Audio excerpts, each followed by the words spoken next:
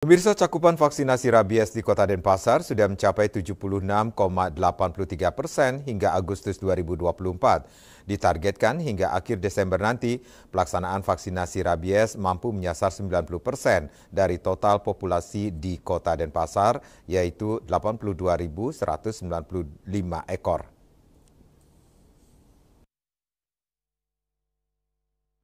Kepala Bidang Peternakan dan Kesehatan Hewan Dinas Pertanian Kota Denpasar, Dr. Hewan Nimadi Suparmi mengatakan, hingga Agustus 2024 sudah 63.152 ekor anjing yang divaksin rabies. Ditargetkan hingga akhir tahun nanti ada 73.975 ekor anjing yang sudah divaksin.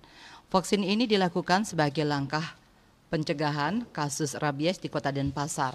Adapun sebaran cakupan vaksinasi per kecamatan di Denpasar yakni Denpasar Timur sebanyak 15.347 ekor sudah divaksin dari populasi 17.082 ekor. Denpasar Utara sebanyak 20.442 ekor telah divaksin dari populasi 23.148 ekor. Denpasar Barat terdapat 17.334 ekor populasi dan sudah divaksin sebanyak 13.415 ekor.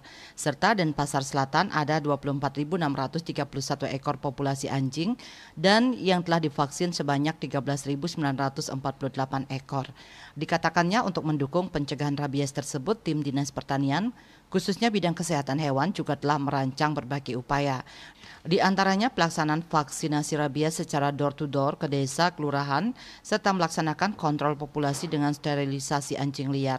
Selain itu, pencegahan kasus rabies juga dilaksanakan dengan kegiatan komunikasi, informasi, dan edukasi KIE tentang bahaya penyakit rabies dan resiko yang ditimbulkan. Widya Stuti, Bisnis Bali melaporkan.